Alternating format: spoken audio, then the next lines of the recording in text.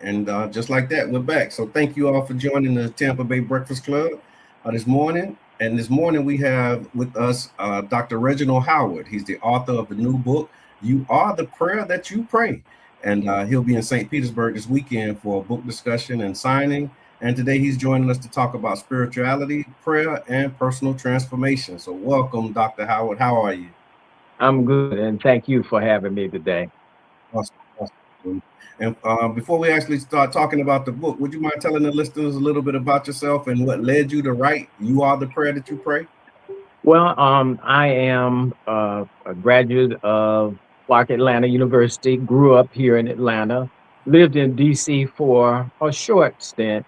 I'm an ordained minister, and I got my doctorate in psychology. So I'm basically taking psychology and spirituality and intertwining them. The original understanding of psychology was really the understanding of the soul, as opposed to what we have now, which is really the understanding of the mind and the personality. It was really about understanding the person's soul. So I'm intertwining those and helping us to understand who and what we are from a holistic standpoint, mind, body, and soul. Oh, that's really powerful.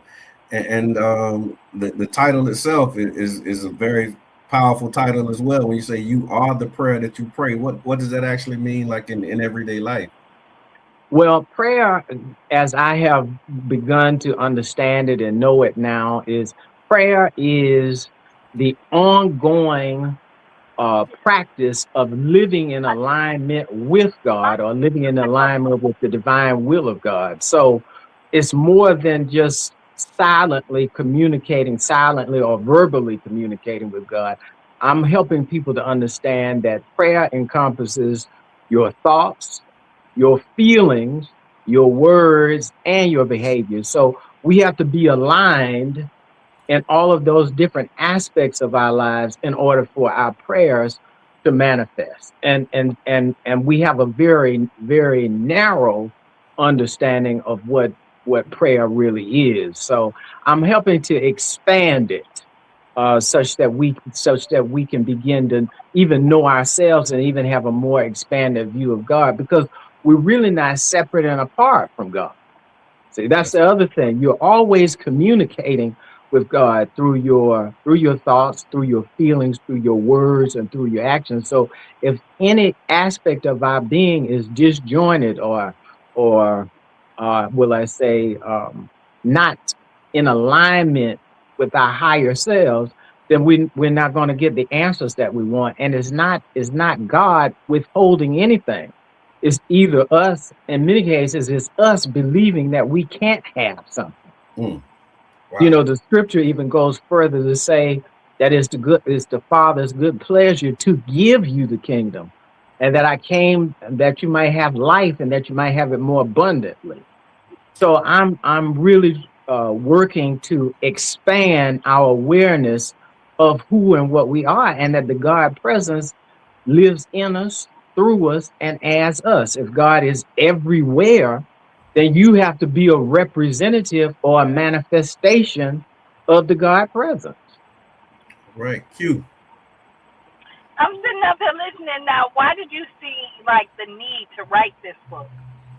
Well, I think particularly at this time, we're living in a very harsh political environment. Yes. And so it's going to take more. You know, I often hear people say that God is sitting on the throne and God will have the last word, but God is sitting on the throne in us. And so unless we understand who and what we are, my next book is entitled, You Are the Power of God in Action. See, unless you get up and do something, nothing's going to happen for you. See? I know that's right. God presence works in us. And, you know, we hear a lot of people complain about the president. But we have to realize and know that there's a greater power within us than what is in the world.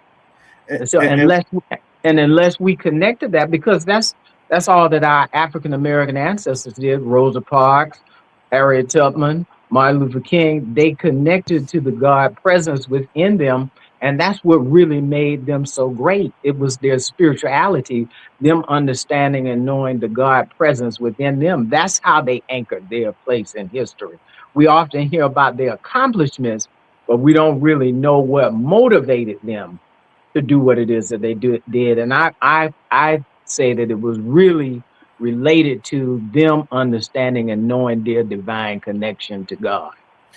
You speaking my language, man. When you talk about that prayer and action, because you're right. A lot of people do pray for things, peace, success, healing, and all of those things. And so, how does the book actually challenge people to align their lives with their prayers? Like, what's the impetus? How you moving them? Right. So you got to, first of all, your thoughts, your thinking. See, many times our thinking is not quite in alignment with God. Everything is initiated through thought. So if your thoughts are negative, or if they are, or if you suffer from low self-esteem, you're not going to manifest the goodness of God that lives within you. Jesus said that the kingdom of heaven is within you. So there's a rich heavenly presence that's within you. Right. But if your thoughts aren't aligned with it, see, if your thoughts are, I'm unworthy, I'm no good, I'm wretched. See, we've all learned that too through the traditional and many traditional spiritual settings, that we're unworthy, that we're wretched, that we're no good. See, that kind of talk is not going to, or those kind of thoughts are not going to get us to where we need to be. And particularly now in this political environment that we live in. So we don't have to get a broader understanding of what God, we got to stop thinking or saying that God is going to do it all. God can do it all, but he's got to do it through you. This is how God gets himself into the world. That's so right. What I'm hearing, you are who you say you are and who you believe you are, and you have to do the work, and God is going to get you there. But you got to drive this car. Right. Like, you can't just get in the car and just be like, I'm going to end up in Tampa. You got to do some work with it. Right. You got to do some work with, even, the scripture even tells you, prove me now. So you got to prove the presence of God in you right here and right now. This is your eternal life. You know what I'm saying? This is where your eternal life begins, right here, right now, today. And so you've got to prove the presence of God right now. Right now is where your point of power is. It's not into tomorrow. It wasn't into yesterday. It's what you do right now that's going to get you to where you need to be. So we've got to be able to broaden our understanding, broaden our awareness of who and what we are. We got to broaden who and what God is. God can't be contained. See, we got it contained, and we believe that the God presence is up there somewhere, and not really realizing that God moves in us, through us. As even the scripture tells you that in him we live, we move, and we have our being. Yeah. So Dr. Howard, this is interesting to hear this, because I'm a member of the Nation of Islam, and that was kind of my spiritual upbringing and growth and development. And that's really one of the core teachings, right? It's like self-improvement, the basis for community development, knowledge of God is knowledge of self. And so to hear you say these things now, how is that being received? Because it in my humble opinion, this kind of goes against some of our traditional, thought patterns and ways that we show up when we get to church. Right. Well, you could tell I'm a very non-traditional kind of minister. Yes. But now I think that because of everything that's going on in the political environment, I think that people are beginning to wake up. Now, everybody is not waking up to it, but I believe that there is some rumblings where we're beginning to come out of the slumber of who and what we are. We got to come out of it. And I think that this is a wonderful time, quite honestly, because many of us have been asleep for a long time. And so what is happening now is that all of the ugliness and all of the racism and everything is coming forth, it had been squashed down, and somebody put something pretty on top of it, tried to put a rose garden on top of it, but now it's all becoming unearthed. Right. And I'm gonna be quite honest.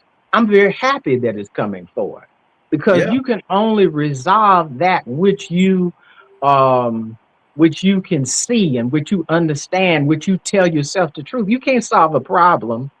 You cannot solve a problem without facing it. That's and right. see, for many of us, we haven't faced the ugliness. See, when you are able to face your problem or face anything that you deem ugly, you then begin to develop great self-respect for your own self and courage, and you're able to resolve your problems. But if you hide it, bury it, and don't look at it, your problem will still be there, and you'll still stumble around it, and it'll never get resolved. See, I'm a person that believes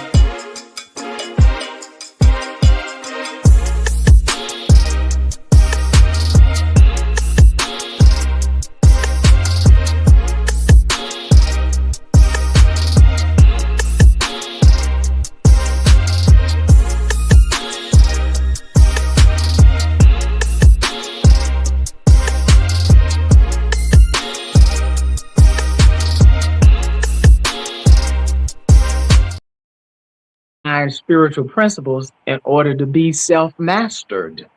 See, there's a lot of people who say, well, we follow Jesus. I want to be Christ-like. If Jesus was the master teacher, then you need to be mastering spiritual principles that he taught. See, they didn't come up with Christianity until long after he was gone. He was really not talking about being a Christian. He was talking about your direct spiritual connection to God. That's what he was really talking about. Man, good morning. Good morning. Y'all hear that? Y'all hear that?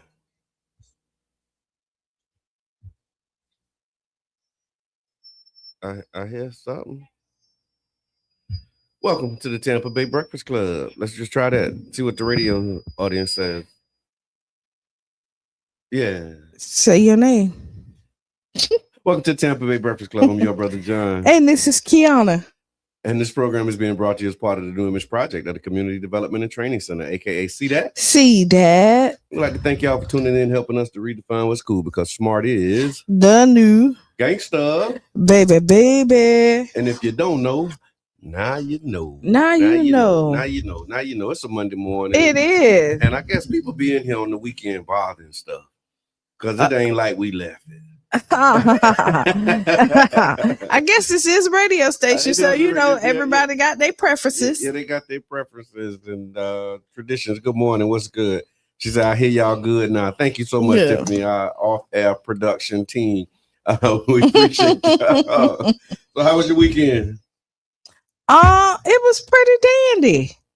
Dandy is a word. It was pretty. So, okay, let me weekend. Go backwards. Yesterday was my auntie Diane's 77th birthday. Okay, I got an auntie Diane too. And we went out to eat. I actually had so much fun. We had fun. Nice. It was like 8 of us that ended up going. Okay. Saturday, had some running around. We did the family fun day. Yes, Lord, which was amazing. Friday, I can't remember. Okay. As far as you can go back.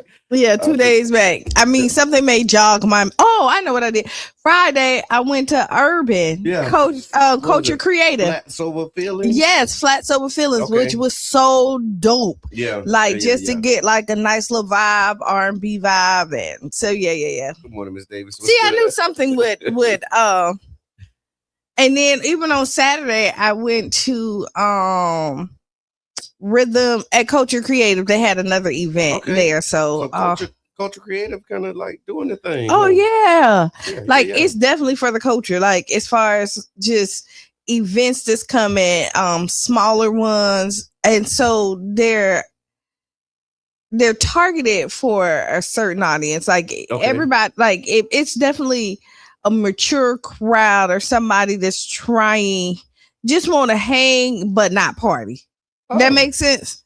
not party. Okay, like have a good time. Yeah. Have a good time. Don't have to watch your back. Ain't nothing, it's always really chill. It ain't a rah crowd. Okay. But everybody seemed very friendly in the atmosphere. Like the atmosphere is always really nice. Yeah. And you can everything is in with intentions. Okay. So like next week they're gonna have a poetry night, you have writing camps in there. They do photography camp, little things so it is a cultural creative, right? So it is for people who are. To the name. Yes, it is. No doubt. And so before we get too far going, I want to remind y'all that the Tampa Bay Breakfast Club is an independently produced program. The views, opinions, statements expressed by the host, guests, or callers are their own and do not necessarily reflect the views, positions, or policies of Breaqkfast Radio. 99 Gems is ownership, management, affiliate, sponsors, or partners. So just make sure we say that. Oh yeah, we got to. And also we again want to consistently give a shout out to Stephanie Wynn from the Stephanie A. Wynn Foundation for the work that she's doing. Mm-hmm. So she will be having the event, the 4th annual Let's Talk About IBD Health and Wellness Symposium that's happening on March the 28th. That's coming quick too, y'all. Mm-hmm. March the 28th, 10 a.m. At St. Pete, and you can learn more about it by going to StephanieAWynFoundation.org. And I think Stephanie might have just had a birthday. She just turned 50. So happy birthday, Steph. Woo-woo. And then also, you're right. This Saturday, we had a blast over at the We Are Next Spring Break Takeover, Community Field Day. So I want to give a special shout out to the community partners, the sponsors, the vendors, the residents and stakeholders, and everybody who showed up. I played kickball. Me and my wife too. We played kickball. Got out there. I felt it immediately. Yeah. I need to move around a little bit more, y'all, because that kickball game kind of put it on me a little bit. But I'm back. And did you rest yesterday afterwards? Oh my God, yeah, I did. I rested yesterday for real. Like I had a good day yesterday. Like I ain't gonna even tell y'all what time I got up. But, good for you. Yeah, but I had to kind of sleep that one off. But it was field day activities for the youth, senior activities, and the St. Pete Community Kitchen provided the meal service, which is another project. I guess you would call it a pilot. Like the first of a series of things that's going to be happening. So y'all stay tuned where you can see and tap in with the St. Pete Community Kitchen. DJ Super Dave was on the ones and twos, Child Spark resident as well. So he provided the music and the vibes. And then Eric Jackson, Story 727. Ooh, we got some strawberries. Man, he pulled up with a truckload. A trailer load. He pulled up with a trailer load of the strawberries.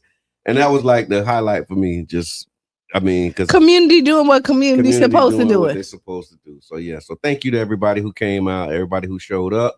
Also, tomorrow, if you do care about where you live and you want to know the people that's next door to you and be a part of the future that we're building, the Child Spark Neighborhood Association is where you want to be. And so we're meeting tomorrow night at 6:30, continuing the momentum. Like we've been kind of doing the thing, like got recognized by the mayor and the city staff and everybody for a little bit of work that we've been doing. And so if you want to be a part of it, you're definitely welcome. It's not just a meeting, it's a movement in motion.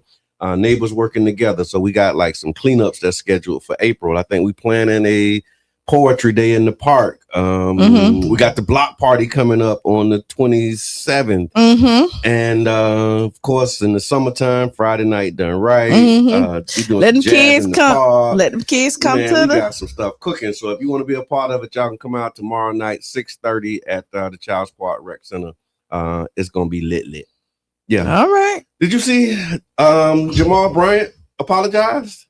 What he said? No, what he said? Oh yeah, Jamal Bryant, he apologized for the for calling off the boycott. He said, okay, there we go. Look, shout out. Hey, sweetie, my wife is in here too. So what Jamal Bryant say? Oh my bad, I got totally distracted. You do that time. Sunshine. So Pastor Jamal Bryant, the Atlanta mega church leader who helped organize the national boycott of Target, issued an apology after the backlash erupted over comments suggesting that the boycott had ended. The confusion began when Bryant had announced that the end of his personal Target fast, that's what he was calling it. So I watched the video. So he had like a 20-minute video. I shared it on my personal page. And he basically was saying there was a Target boycott that was kind of the national thing. Tamika Mallory, Nina Turner, former Senator Nina Turner, and some others. And then there was a Target fast, which they were supposed to be doing starting March of last year, just going for like 40 days from Ash Wednesday to Easter. But then they kept it going. And he was saying that they were bringing an end to that. However, many people interpreted Bryant's announcement as meaning the entire national boycott was over, which led to criticism from other activists who said the broader movement was still going. So what he clarified, he said he only ended his personal fast, not the entire boycott. So it was like he was like you, I'm done, I'm going back. The movement was not his to it wasn't his to end. Basically, he was saying that he misspoke, he misstepped. He said that he was out of touch with what was happening and with boots on the ground. He apologized for being out of step. He acknowledged that the boycott was largely led by Black women activists, including Tamika Mallory, Nina Turner, and Nakima Levy Armstrong. And he also addressed rumors circulating online that stated that he had received compensation. And he said flat out, he wasn't paid. Nobody gave him a dime. And so he didn't receive any compensation, but he basically walked back his whole Target is over. Well, he said what he said. He apologized. He realized, as you want people to take accountability, he still stood on that. My fast is over. Do as you please. Didn't explicitly say it, but he kind of said it. When he said that it was continuing, he didn't say like I'm continuing with them. Right. So it was implied that it was over, but not expressly stated. Dr. Jamal, I'm with you. Yeah. Right. My fast is over as well. But I do like that he got ahead of it immediately, and typically that's what you want people to do. Now, I'm gonna say the people in the it ain't real. I don't believe it. Like I'm just saying his apology. Yeah, people. They say his apology wasn't real. No, I'm just saying in general. I didn't see it. I'm just saying that's what people do. Oh no, because this sister Nakima Levy. Nakima Levy Armstrong. So she's a activist out of Minneapolis. And I was watching her on Roland Martin, and she had a problem with everybody. Like Tamika Mallory, Nina Turner, Jamal Bryant. Like she was like, ain't none of them really bought it for real. And I guess Target is headquartered in Minneapolis. And so she was basically saying how they kind of came in and tried to co-opt what she was doing. It was a hard interview to watch too, because she was just like so angry, and so she can't get. So with her being so angry, she really can't articulate what's really going on. It was tough, because the emotions and the facts are getting mixed up together. And so she can't. It was tough. It was really tough to watch. So Roland Martin, he played like the clip of Jamal Bryant's apology right before her interview, and so when she came on the interview, she was like that. Jive turkey. She didn't say that word, but it was like, she was just like, it was a theatrical performance, I think might have been her words. And she didn't think that the apology was, that's why when you said what you said, I thought, I didn't. No, but that was her take. I know people. I know people. And she clearly is people. And she was saying, she didn't think that the apology was sincere. They don't have integrity. And she was talking about like all the people in the movement. And it just highlighted how united and divided we are at the same time. We are. It was actually sad to watch. It is really hard to watch. What happens is she wanted to say she went back too. Let's see. No. Sorry. Hold the line, y'all. Hold the line. No, the fast is over for me. The boycott continues. I was talking to I'm not gonna shame nobody who don't go back. Okay. And I'm gonna ask y'all not to look at me crazy because I done already told y'all that I'm going back. Now I was with y'all. Okay. With us. I was with us. Yeah. I was with us. Okay. And now I'm with the other side that done went back, right? And the other part of the conversation that I watched with Nakima Levy Armstrong, it was asking about like demands, and I guess the new leadership has, I guess Tamika Mallory and Nina Turner have met with Target, and they asked if she met with them, and she said they reached out, but she hasn't. Like they have a starting point for the negotiations.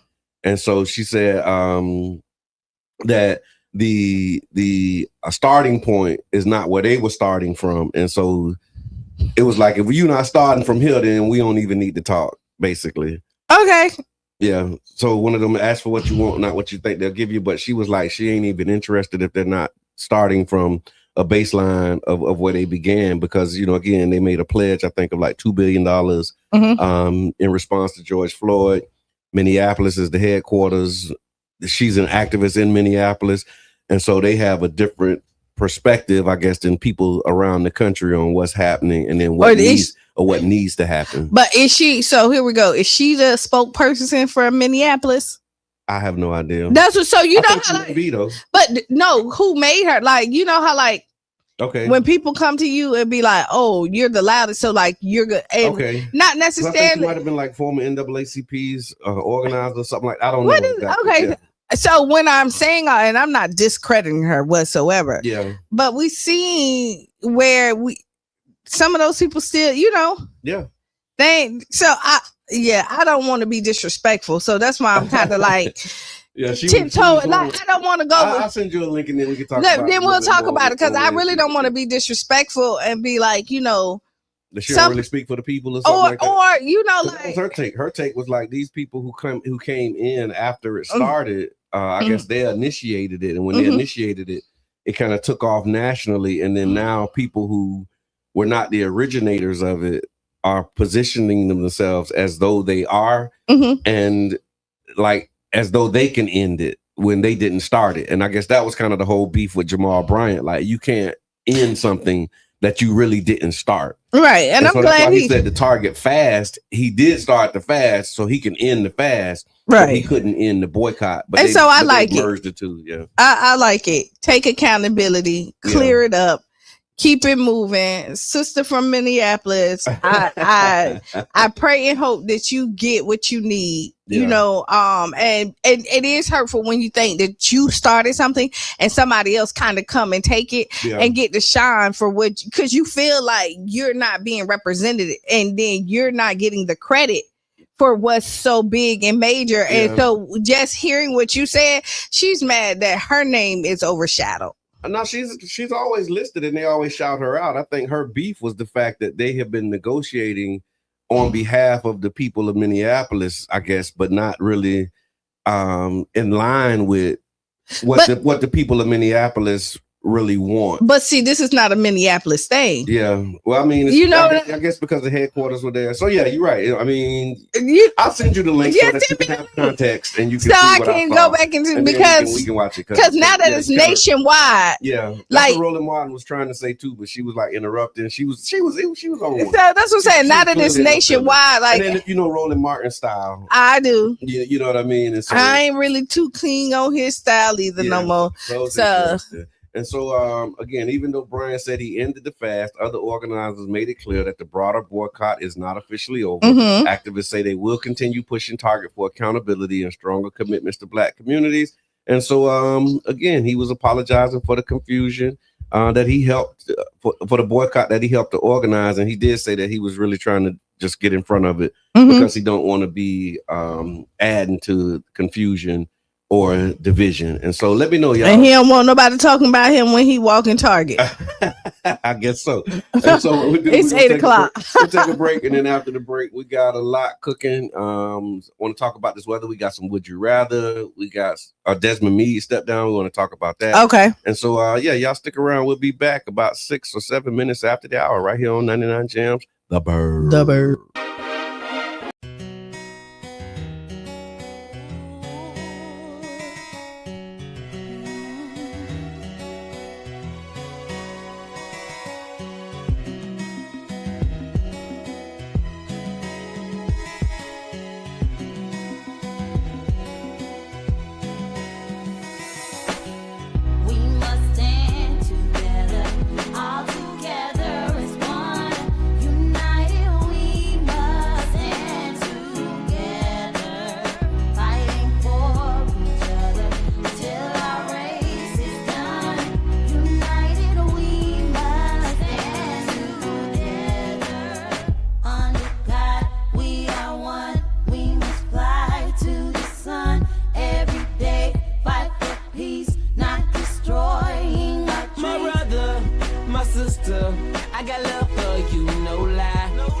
I give my best, I try.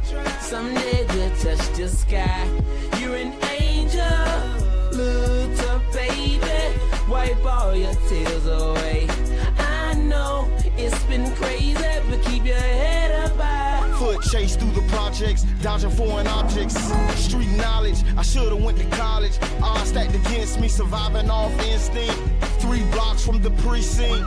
Lil' homie caught a case, others lost family members. Product of his environment, projects produce violence in the middle of the streets, cause that's how we eat. Just I rap about the trap don't mean I ain't about peace. We must stand together, all together as one. United we must stand together, fighting for each other till our race is done. United we must stand together. Under God we are one. We must fly to the sun every day, fight for peace, not destroying our dreams. Peace in the streets, love to my brothers, love to my sisters. We all need each other. Children need their mothers and they need their dads. Taking a life that don't make you bad. The fact that you do that is so sad. Pocket watching, plotting on another man's cash. Pick up a book instead of picking up a gun. Increase your knowledge and that'll increase your funds. If everyone succeeds, then crime would decrease and people would live instead of resting in peace. Unity, that's what we need. Stand up and be a positive force in the community. We are one, we must fly to the sun every day, fight for peace, not destroying our dreams. We must stand together, Must stand together. all together as one. As one people. United we must United, stand we shall together, rise. fighting for You fight for me till our race is done. till we see God. United we must United, stand we will rise. together. Clap with me. Under Clap. God, we Clap. are Yes, one. sir. We must Clap. fly to the Clap. sun. GB on the Every track, day, man, and I mean fight this for is from the peace, heart. not destroying Back and our forth to dreams. prison, cause my position in the ghetto is wishing. My dreams was in my hand, man, instead of so distant. Violent crimes on my record, showing judges I'm reckless. Guess they think I'm rich and young, like Young and the Restless. Every time I see a young brother rich in peace, got to be the only time when I watch TV. Cause the struggling and suffering is all I see. Besides muscling and hustling that wall with heat, I point the finger at the devil, boy, for taking my peace. Cause the only way to live is to take to the streets. But they rate me as a villain for the killing and dealing. For what? My last resort to make me a living. I don't give a damn, tell them so what? I'm gonna survive even if they threaten me with life. The arms of poverty held tight, making life a fight. But in the sky, we got to unite. Keep your head in the sky. We must stand together, all together as one. United we must stand together, fighting for each other till our race is done. United we must stand together. Under God we are one. We must fly to the sun every day, fight for peace, not destroy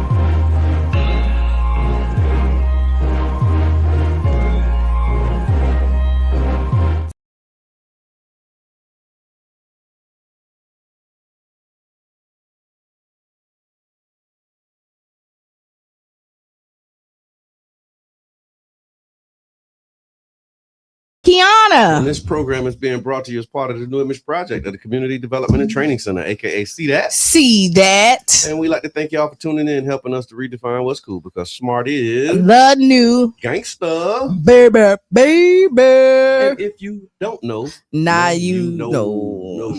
And this program, the Tampa Bay Breakfast Club, is what we call it, and it's independently produced. So the views, opinions, and statements expressed by the host, guests, or callers are their own and do not necessarily reflect the views, positions, or policies of Carafesta Radio, 99 Jams, its ownership, management, affiliates, sponsors, or any of our partners. But what that means, y'all, is y'all can give us a call and share what's on your mind, and nobody can hold it against you.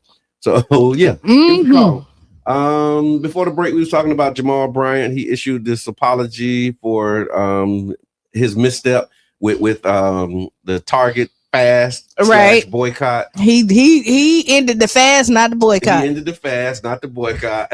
And so and so y'all could go back and check that out as well. But do you think that economic boycotts still work today like they did during the civil rights movement? Yep. Or have corporations learned how to ride them out? Some people do. Some do, but no, you definitely see. This is an example right now of Target, because if they really didn't see the impact, they wouldn't have made no adjustments. Okay, I hear that. And they wouldn't be reaching out trying to talk to people, right?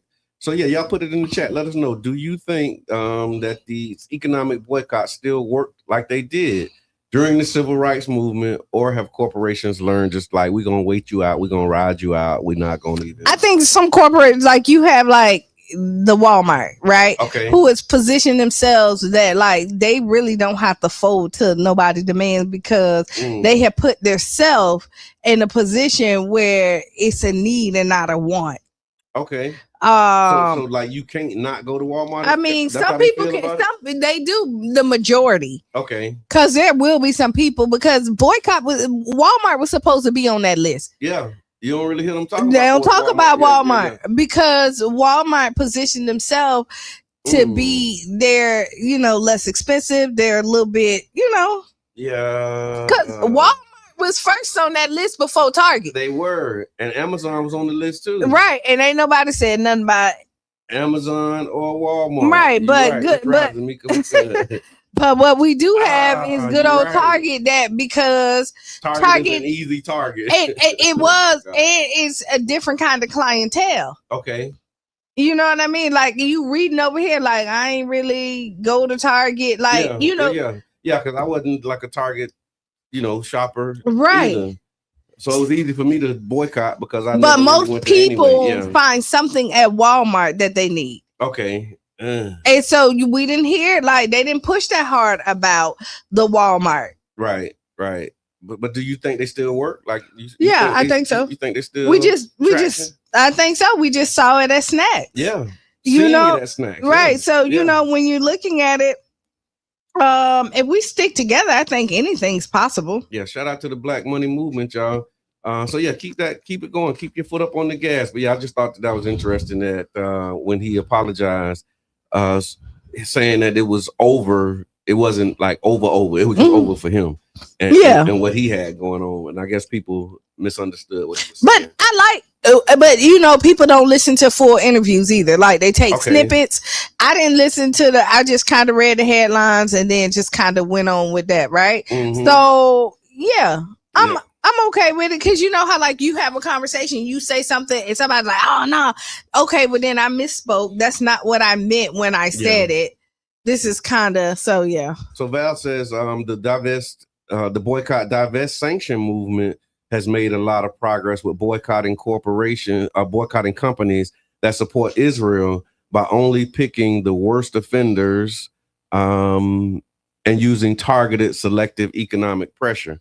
Mm-hmm. Because that is a big one too. Like any companies that support, this was kind of during the height of the October 7th war that started over there with Palestine, and we can't really call it a war. The genocide that they're doing over there. But it was a lot of people who started saying, if you support Israel, then we're not gonna, support you. Mm-hmm. And it has been making traction as well. So thank you for lifting that up and reminding us. Those who may have forgotten that is still happening, because a lot of people move on so quick, man. Yeah. And then UB says without an alternative, it's not the same effect because it's limited for major corporations. Yeah, I agree. Tiffany, same deal. Target was an easy target. I only shopped there once in a blue moon anyway, because I thought Walmart was cheaper for everyday household items. And yeah, thank you. And when you do that, I'm saying, tell you what made me. President. What made me, and we could get off the Target and Walmart, is because I was a Walmart girl, right? And then when I started going to Target is more diverse as far as things that we need. Okay, when you say diverse, meaning Black people? Yes. Okay. And so when I started seeing like those things in there, and they were more, so it was more intentional for their audience, and you know that they were trying to get in their target people. So like that's why I like Target. Like there's a lot of stuff that I can find at Target that I wasn't able to find in other locations. So speaking of like Target, these boycotts, let me take this last comment, and then I want to change into something I saw Professor Mack post over the weekend. Target don't offer things like Walmart. The grocery department at Target sucks. Catch Walmart in the morning at 6 a.m. The best produce if you can't afford Publix. True. Here's the other thing, right? Because I remember Publix was like on a boycott list because of Immokalee and the farm workers and everything like that. And so Target, I mean, Publix has been on the list too for a while.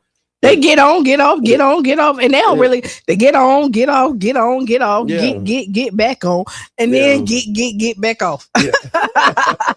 Which is why we need to build our own institutions. I like the agree. Grocery co-op. So if you're tired of all of them, then let's just start our own. How about that? We can start our own, and we actually have started. And so you can go to ocgc.coop. Learn more about the One Community Grocery Co-op. This way we can wean ourselves off of these corporate players who really don't have our best interests at heart.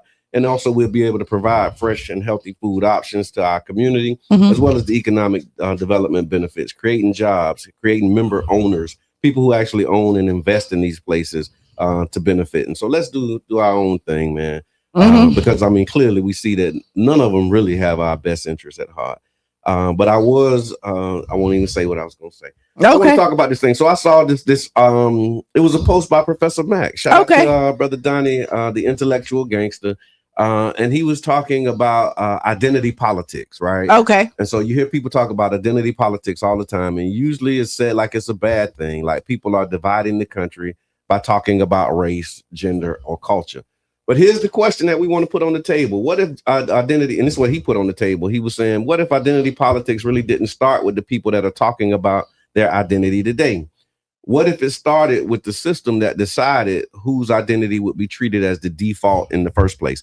So basically, and I think it was brilliant how he framed it, right? Because it seems like now, with especially like in Florida, with this attack on DEI, diversity, equity, and inclusion, it seemed like everybody is talking about their race except for white people. Like white people don't have to talk about their whiteness, except for a few, when they start saying white power. But because they have positioned themselves as the norm or the standard. So, and then anybody else who's not white, now you have to meet up to their standard. And he was just talking about the I don't want to say the brilliance. I don't want to misquote him, but you think about that as a strategy. I guess they said the greatest trick of the devil is to make people think that he doesn't exist. Right. Right. And that's kind of what they've done with whiteness in America, right? Like it's just accepted. Like when you go to school, you don't read white history. Right. You don't see white leaders. And so this is who are the leaders of the white community. And this is when you flip it. Like, you know how they flip Martin Luther King words. Yeah. So are we going to have white history? No, but because all history has been white. But then if you make them if you flip it, because now everybody needs to be equal, right? Yep, and if you're thinking and nobody should be more superior than the other one, technically, right? So then if we have to listen to history, as they would say it, all year round, why we need to figure out where is the equalness with it? Okay. So like this is how I would flip because you're getting an overabundance of white history. So is this? So how do you sprinkle it and season the pot? So every week, if you're talking about somebody white, the next week you need to talk about somebody black. Okay. You need to talk about somebody Spanish. You need, it needs because if their argument is that they're being treated unfair and their whiteness is being dimmed, right? Yeah. Then our flip is that we were trying to pull everybody else up, but if we're gonna go back to this equal playing field, let's make it equal. So in these books, if you have 50 white men, do you have 50 white women? Do you have 50 black women? Do you have 50 mixed women? Do you have 50? So now like you're playing with the numbers. And so you really got to be smarter than the master. And you got to sit it. And I think with their playbook, when they sat down and flipped Dr. Martin Luther King words. Yeah, this is kind of that recent. And reframed it so that it's beneficial for them. Yeah. Now we need to reframe what they do. Yeah, because for so long, particularly during the civil rights movement and following that, and really shout out to Elijah Muhammad and the work that he did with just naming, like, look at this man and what he's doing to you, right? Look at all of the evil that he's doing around the world. And then it kind of forced them to either say we either are that or we're not that, right? Right. And so when you start saying, you start highlighting all the ills and evils, what this new wave of, I guess we can call it white civil rights activism, because they're saying, look, it wasn't me, it was my grandmama and them, and like we struggling just like y'all struggling, and why should y'all have any advantages over us when that was so long ago, and now we all they just really mad that like we kind of got the playbook. Yeah. And the playbook is now, you see, like they're not the only ones with 800 credit scores anymore. Okay. You know what I mean? They're not the only ones that's being creative and like now really doing generational wealth. You're seeing where you see more black people that's buying properties and acres and naming streets after their children and stuff. And like, this is my compound.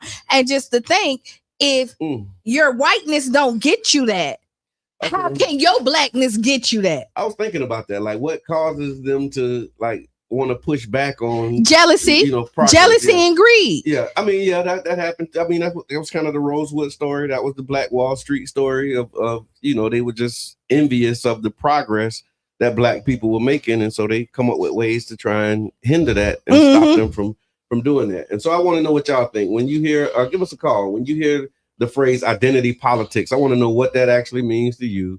And then is it possible to have a truly neutral system in this diverse country? I don't think so. Is it like, I mean, ideally, because I think I'm a fair person. Yeah.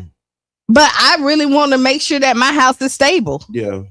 And so, I mean, and so like, doesn't everybody, right? Right. So I'm not mad. So I'm not even mad at anybody who's fighting for, I just don't like the hatred. Yeah. You know what I mean? Yeah. Like you can fight for you can fight for what you want, but fighting for what you want don't mean that you got to take from what I have. Yeah. And the fact that you try to take what I got to make you better, I don't like. That's that scarcity mindset where you start thinking that it's not enough for everybody. But when you realize that it is enough for everybody, then you just go get yours. Like you plant your seeds and you lay your bucket down where you are and you grow and you build your harvest. I hear that. And so do you think talking about identity politics helps solve problems or does it make them worse? It depends on who you're talking to. Okay. And how open-minded you are. Yeah. Because anybody can find a problem with a solution that we see it in Target. Look, like, I mean, like anybody, somebody's gonna have a problem with whatever you do. Okay. And so what you have to realize when you're going in that you're not gonna win everybody over. You have a platform and you're gonna sell what you need to sell. And if you believe in it, the people who believe that what you believe in will gravitate to it. Yeah. And you can't really worry about anybody else who's not. And then the people that think like y'all do what y'all do. And this is how communities are built. Yeah, no, that's true. Absolutely true.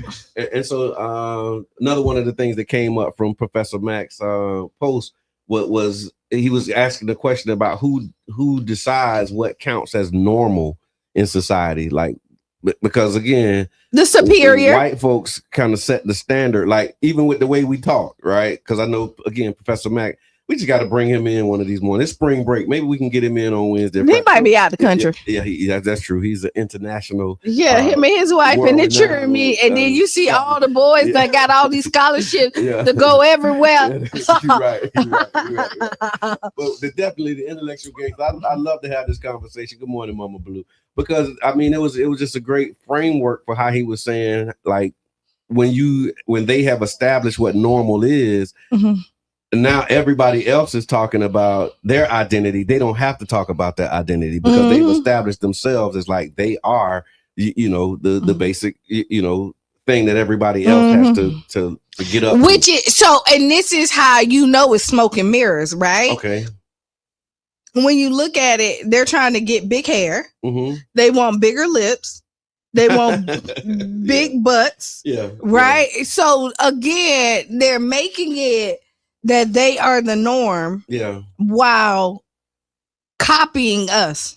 So I'm gonna take this comment, and then I have another question that just came up. Go ahead. As you were saying that, Miss Teresa says, ironically, I visited Portobello in the Colón province of Panama in January, and we visited a church that has a statue of the Black Christ, and I mean, that's kind of the original, but that I think that speaks to this whole idea of how you establish and plant yourself in a culture, because like the race or the color of Christ didn't really matter to Black people until it started to matter. Well, I mean, the fact that it didn't matter is because we accepted a white Christ. We did.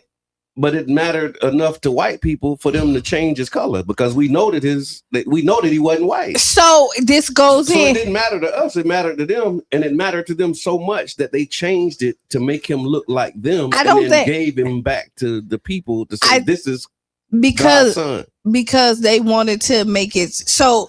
If the God of all gods is white, right? Yeah. And the devil is the opposite of God. Right. So that means he got to be Black. Maybe possibly so. And this thing. So if that is it, then who do you worship? Yeah. So who do you think are the children of the Lord? Yeah, because right. So just think. God is white. His son is white. And then and just think about the people who did it. They enslaved you. They became your masters. And your Bible. Right, and all the above to make you believe this. And then we accepted it because we just kind of went with the flow. I mean, no, it wasn't. We went with the flow. I think it was like, and maybe I misspoke. I think this is what I think. I think it's like when you have a lion, right? And then you put these two lions together, and then they have a cub, right? You take the cub and you raise the cub in the circus, right? Okay.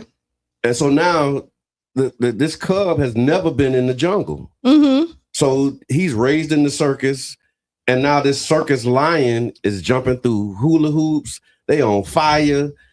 This becomes what the lion thinks is normal, right? But a lion who's actually been in the jungle knows that like something wrong with that lion over there, because why he over there jumping through her? Why he letting this man put his head in his mouth and not biting his head off?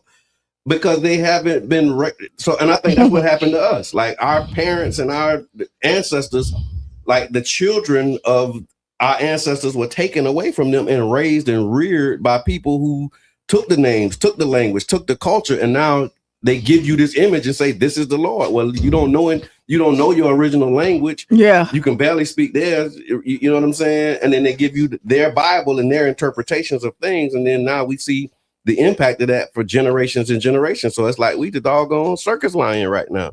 When you get reconnected with your ancestors, you do. Then you be like, wow. And that's what started happening. People was like, wait, we was more than this before we got here. Mm-hmm. And you start getting acquainted. Now we saying, okay, we kings and queens and we pyramid But I mean, builders and you think about project dwellers, you know what but I'm saying? if they paint the picture and you look in the mirror and you believe what they say, then you become what they say. Yeah. Right. And that's the problem that, true. like, when I say all these circus lions out here. when they talk about black men and tell them that they're only supposed to be baby daddies, they're supposed to have a whole bunch of kids around here and not have a household that they are really, which was something that they did during slavery, right? well, which was intentional, right? Like you think about during slavery, you have a strong black man, you treating him like a cattle, and so now you using this strong black man to go into different, plantations and like a stud horse, and you breeding with this one.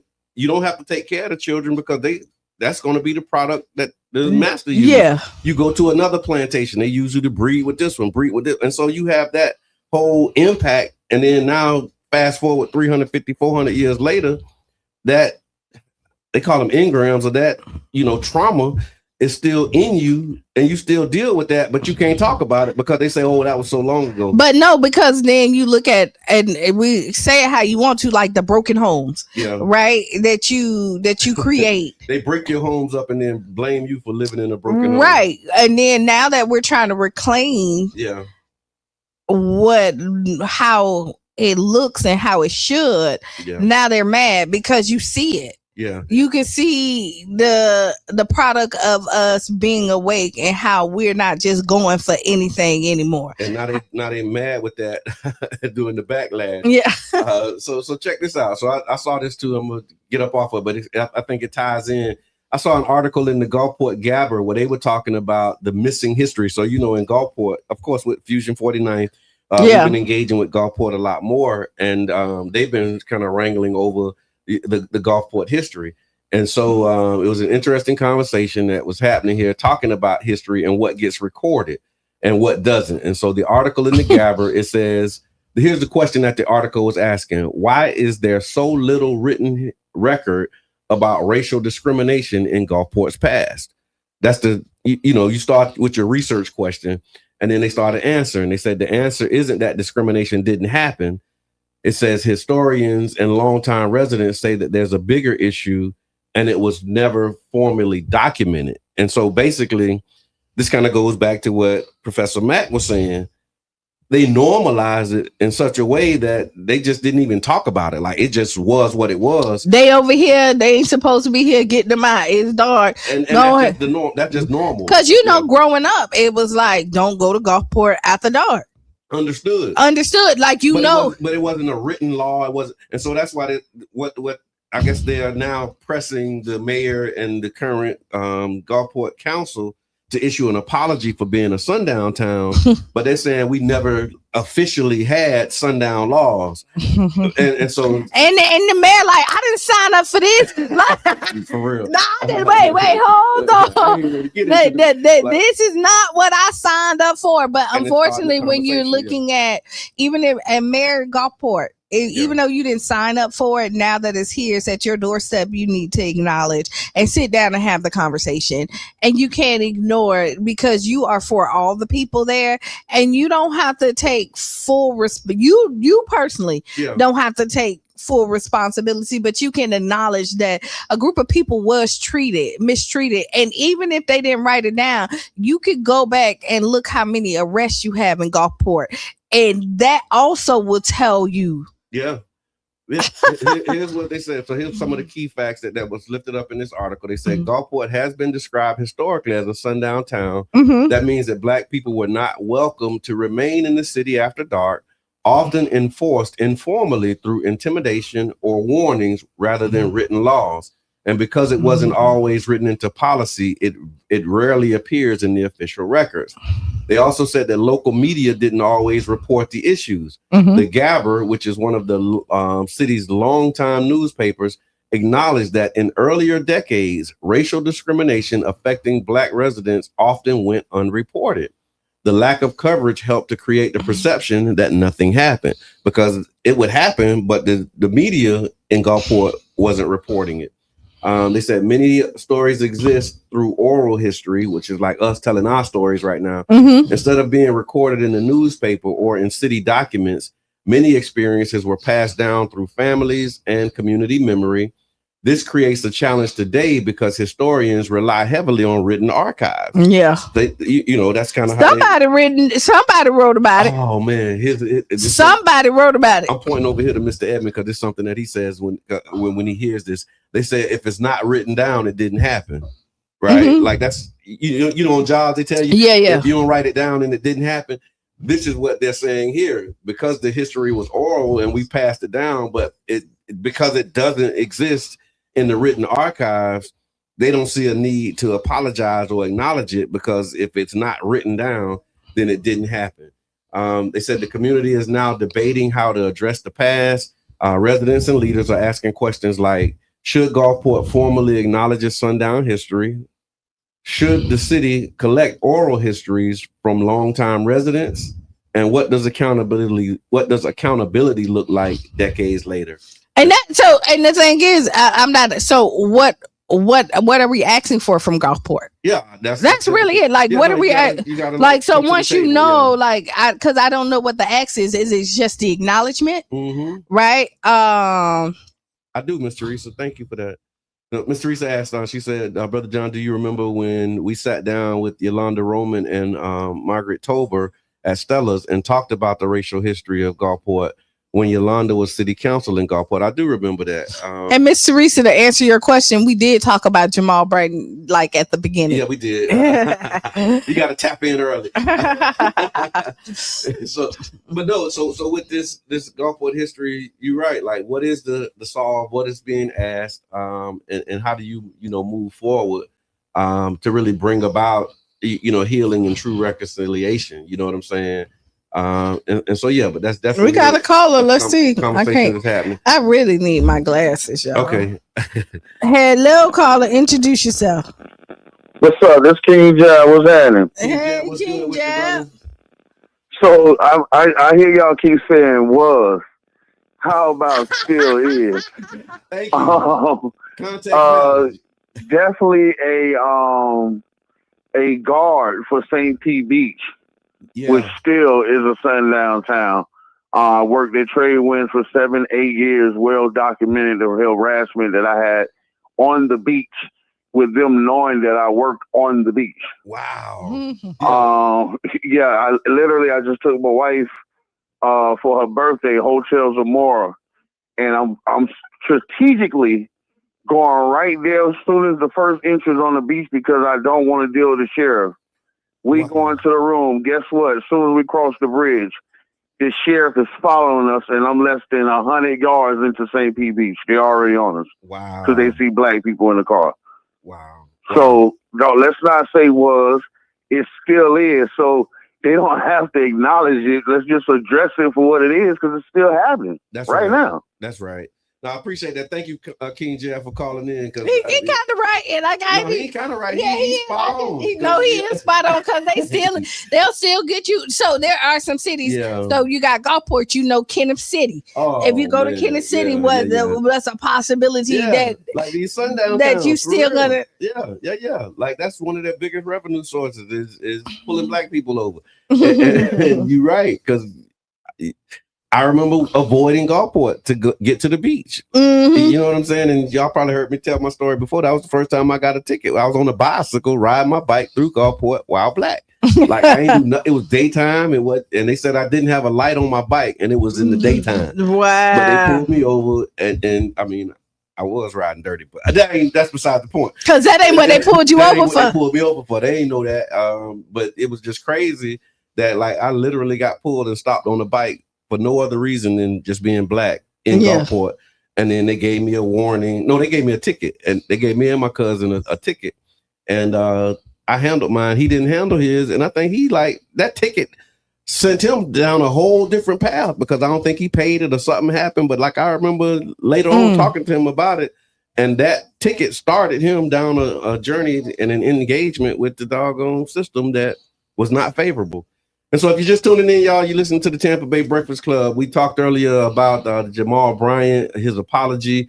And now we talked also about. And just to be clear, he did not end the boycott. He ended his part of it, which was the fast. The Target fast. And he's done. But we ain't gonna go back down that rabbit hole. So he ended the Target fast. I just want to give y'all a recap of what you missed. If you can go back and check it out. And I ended my fast too.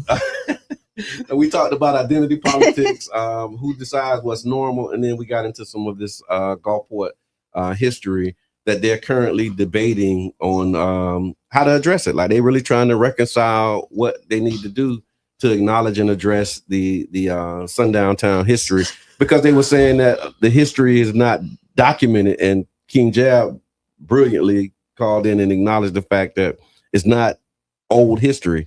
This is as recent as, a couple weeks ago. Because like it's still happening, and so that mindset is still prevalent.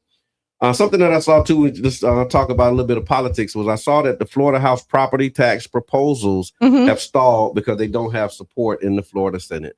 I know that was a big conversation. A lot of people were worried about that early on in the year and at the beginning of the legislative session.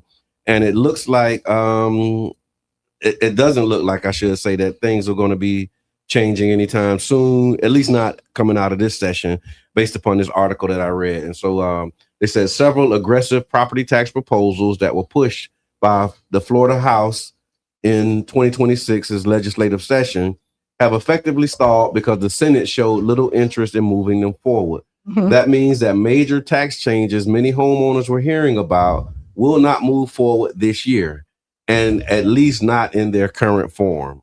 So what the House wanted to do, House leaders had introduced a series of proposals that would dramatically reduce or eliminate certain property taxes, especially for homesteaded properties, which is your primary home. Some of the key ideas included eliminating most local property tax on homesteads. One proposal would have eliminated non-school property taxes for primary residences, meaning homeowners would only pay taxes that fund public schools. This would remove taxes that would normally fund cities, counties, fire departments, libraries, parks, and infrastructure. Additional exemptions to the and tax breaks included phasing out certain property taxes over 10 years, giving seniors over 65 full exemption for some taxes, adding $100,000 tax exemption for insured homeowners, and then limiting how fast property values can rise for tax purposes. So eliminating property taxes for people that's in 100% insured. So it would say if you had $100,000, it was $100,000 exemption. No, you would add $100,000 tax exemption for insured homeowners. So if your house is over, so I guess you wouldn't pay taxes on the first 100,000. Yeah, I mean, so 100%. So if you got a $200,000 house, you only pay taxes on 100,000. But then, because you know how most people now, because insurance is so high, right? And once their house is paid off, they take away. They don't get the insurance because they weigh the options for them. Because heck, we know insurance. That type of insurance is definitely a ripoff. Like we seen it when the storm hit. How you can't get all the stuff that you need. You got to do. Like it's just kind of crazy. So now you're putting money back into the insurance company by incentivize you something that because what house is worth 100? Like you can't even buy a house for 100,000 unless it's condemned or something like that, or you get it on $100,000 house days. It's kind of over. Like especially here. Maybe somewhere else, but here, you know, our houses start at like $245,000 easily.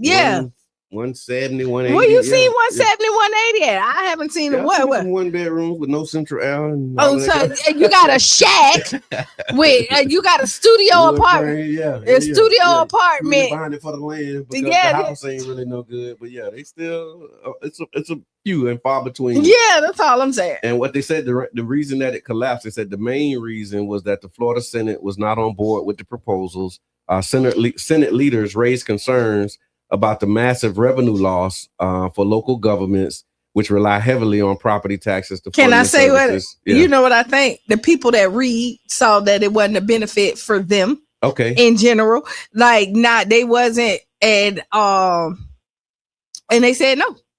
Call it. Introduce yourself. The property tax bill that didn't really move in the Florida Senate. What's on your mind? Grand Rising. It's Coach D. Hey, Coach D. My father's house the taxes were $2,000 and they went to $5,000. Wow. Yeah. Yes.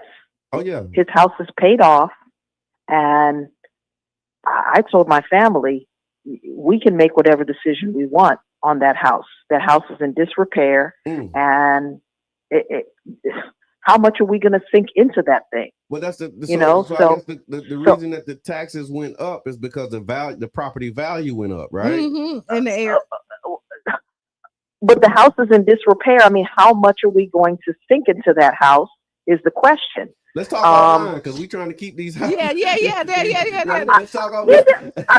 We can keep the conversation going. You guys know my number. No, we don't want to. Let's talk offline. Yeah, no, I really, because let's talk, Coach D. But thank you for coming and adding that as context.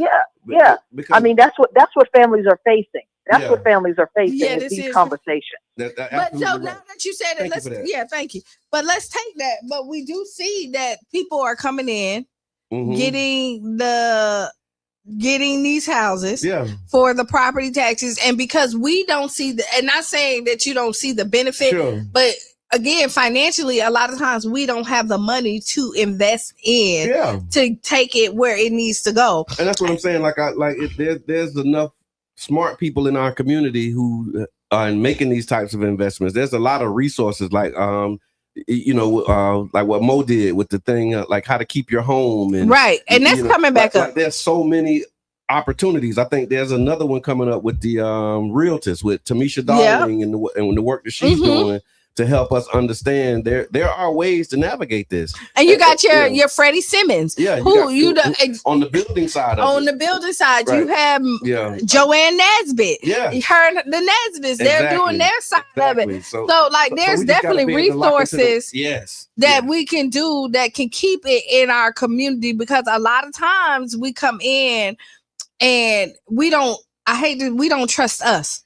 That's true. But then we would trust the person who done burnt us 50 million times. They done threw us in the fire. And we're like, oh no, this time they're not gonna throw us in the fire. And or like fire. I mean, we ain't got no other choice. The fire is where we belong right now. And that's the other thing. Just know that there are options, but you just gotta be willing to explore them and really double click on some of these resources, because again, what causes property taxes to rise is your taxes are tied to the value of the property, which is not fair. When you look, value was the value generated $2,000 in taxes, and now it's $5,000.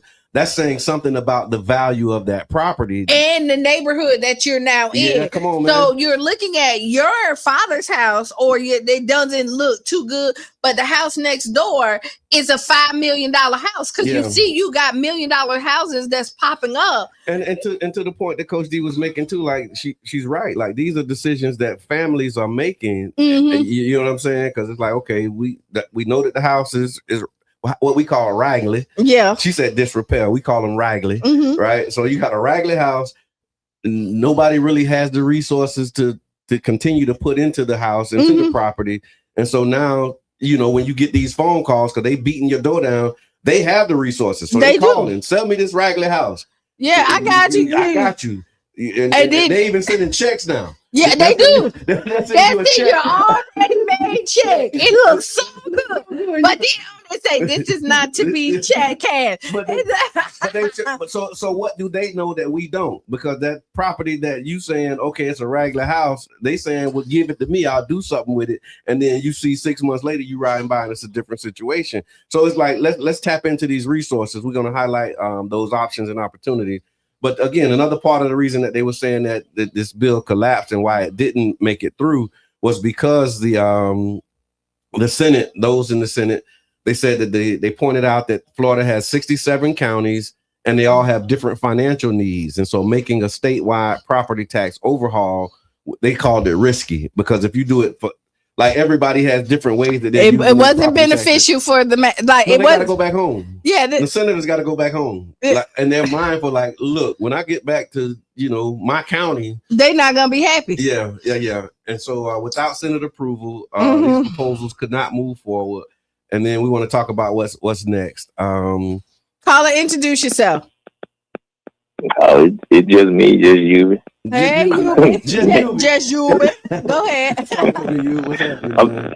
I'm gonna just say a few things that I'm gonna say. It ain't that they know, we just don't use. When you spoke of the exemptions, like the 65 and up, that's been an exemption. We don't use it. If you blind or deaf or you care for a blind or deaf person, that's a tax exemption. You don't pay no taxes. If you in the military, you got a disability, that's a tax exemption. You don't pay. First responders, they get exemptions on their taxes. That's one of the things, well, a lot of the things that we don't use to get the exemption on our taxes. Another thing is you can challenge your tax appraisal. You can go back to them and tell them, no, I don't agree with this. It's too high. And then they'll reduce it. Right. Now, we looking at what we can do to reduce our taxes. Another thing is they not buying those properties for the reason that you think they are, building those $1 million properties for the million. They doing it for tax write-offs. Yeah. They doing it for cost segregation. So yeah, they're gonna build a property and say it's $1 million property so they can get $1 million worth of write-off on the income that they already generate. That's right. Not because they trying to make no money, because they're using either cost segregation or tax write-offs for the next 27 years to write off for the money that they already making. And I think we've just found our next panelist for our conversation when we have How to Save Your Home with What's Really Going Down episode. I don't mind, brother. I told you we're going to be more active. No, we got to get you in here, man, to really like double click on this. Yeah, thank you, Yubi. Thank you, Yubi. Because again, these are things that we need to know because I mean, them property tax bills is due.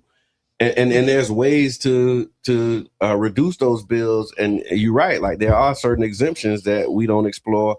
So that's why I was saying with Coach D, it's like these are conversations that we can have offline because there's things that you can actually do to save the property, or even make sure that when it changes hands into somebody who's still in the community, right? Because that's another thing that we don't do. We just sell to the first bidder. And then we wonder why our neighborhood demographics are changing when you got people in your community who would buy your house and who want to buy your house. Like right. If I want to buy my next door neighbor's house, that's going to expand, Now I'm kind of growing my little. And the neighborhood that they say they fear, they really don't. Oh man, they ain't scared of nothing. No, not until look. Yeah, just take a look. And 5 o'clock in the morning. You'll see. Yeah. And so they again just. The debate definitely is not over, though. Florida lawmakers, they ended the session without a property tax deal. They are expected to continue the discussions and possibly revisit it in a special session. They were saying that it may be a special legislative session that's going to be happening. And then any major property tax changes would also require approval from Florida voters in future elections because it would have to amend the Constitution. And so this would be something that would be put to the voters, and it's going to be important that voters are informed about the implications of it. Because I mean, as a property owner, when somebody say, "Okay, you don't have to pay property taxes," that sounds real good on the surface. But then, if you don't double click and know what's behind it, then you might end up doing something that you regret later. All right, we got to ask Qiana and Ms. Teresa. We'll talk about that on Wednesday. This anti-DEI bill, that anti-DEI bill did pass. And it's heading to the governor for his signature. Lots of crazy implications for that. Last thing I'll take on this, and then we'll ask Qiana. Ms. Debbie, we need to consider Pinellas County Property Appraiser Office homestead. The homestead exemption can reduce the homestead taxes required yearly and keep them or cap them at a limited amount that they are. There is programs that are offered to senior citizens. And what does it say? And the process is not that hard. Okay. We might even want to consider contacting Neighborhood Home Solutions with Trevor Mallory because there's resources there as well. And they're appreciating the information that was provided by Yubi. Tiffany said before my dad sold his paid off house, I wish he would have explored more exemptions and things. It needed too many repairs that he couldn't afford. His taxes kept rising, and his house had the same zip code as Short Acres. Wow. He's retired. Oh, wow. Oh, wow. Yeah, just that. It's a lot in that. And that is the kind of unpack. So yeah, a lot to unpack. But thank you for sharing. Thank you for the comments and the engagement. All right. Let's see if we got time for this one. We'll try. We'll try, and if not, we'll keep going. All right. This is a good one. I think we can land this one. All right, go ahead. So Ask Qiana. The Ask Qiana segment is brought to you by One Community Grocery Co-op. Shout out to ocgc.coop. You can join, become a member owner today. Dear Qiana, every time I turn on the news, it feels like the world is getting heavier. Wars, the economy shaky, people losing jobs, families struggling, violence everywhere. It makes me feel like hard times could be around the corner. So I've been trying to prepare. I've been saving money, cutting back, thinking more about security and stability for my family. But at the same time, I don't want to live in fear or become cynical about the future. My question is this: how do you prepare for hard times without becoming negative or hopeless? Is it responsible to focus on survival and preparation right now, or should we still lean into optimism and faith that things will get better? I think you can do both. Here's the last part of it. Oh, go ahead. Where's the balance between being realistic about the world and still believing in a better future? I think you could be realist about the world. Like, we see how high gas is, right? Mm-hmm. But that doesn't mean that you still don't have a bright future ahead of you. Like, so I say this and all the time, write down those 5 things at the end of the day, and it'll start making you appreciate the good stuff that happened to you, because the world is very heavy. Yeah. There's a lot of stuff that's happening around here that don't make us feel good. Right. Right. And when you look at the world, you be like, where is it going? But you create your paradise. Okay. And so you are what you think you are. And so even though hard times, that don't mean that you're struggling. Okay. That's your mindset that tells you that you're struggling. You know what I mean? Kind of. Not saying that your pockets don't, but you get what I'm saying? You go to that bank. But then you don't, but even if you got to cut back, you got to cut back. Like, that don't mean, like, if you were going, and this is extreme, if Gucci Louis was where you were at when times was better, now you have to go down to another brand. That don't mean you still don't look nice. Yeah. That don't mean that you still not enjoying the fruits of your labor. You're just not doing it at a greater cost. Yeah. So, like, it's just, I really want to say, you position your mindset to still appreciate the things that you have, and you can still create the life that you want. Yeah, I agree that you can do both. I'm looking at this question again. How do you prepare for hard times without becoming negative or hopeless? Do jobs that you like. I think that preparation is what gives you hope, right? Right. Knowing that you prepared, right? Because think about when you prepare for a test and you were sitting in there, oh, you confident. When you walk in there, the timer go off and you first one, oh, I'm good. That's right. Because you prepared for it. Confidence right? is rooted in preparation. If you got a speech that you got to say and you done thought about it, you done mapped it all out. When the cameras come on, you got this. You but when a butterfly, but once it starts, because ready. It's the muscle memory. That's true. Of what has it. So if you're not prepared for it, you are going to be uncomfortable, because when hard times come and you ain't prepared. So if all the stores shut and you got food in your pantry, you ain't as worried about as if you didn't prepare for this to possibly happen. No, that's true. That's true. So I agree with that. So keep preparing, keep storing up food, and keep stacking up what you need to stack, and do what you need to do, so that if something do pop off, you are ready. But you don't have to go into the store like, oh my God, the sky is falling. I need some toilet paper. It's like, no, I'm going in the store. I'm getting some toilet paper. So if the sky falls, I got it. I'm good. So you're right. I think mindset, attitude, disposition, all of that has a part to play in that. And then as we talk about resources and the scarcity of resources, like, we got to start looking at some of these ways we can cut back if we haven't. Because sometimes we say, oh, you can cut back, but people already done made all the cuts they can make, and they really like. And so I want to acknowledge that that's a real thing too. That is a real thing. Everybody is not living excessively and above their means and can afford to cut back. Like, a lot of us is like, 2 checks away from being on somebody's couch for real.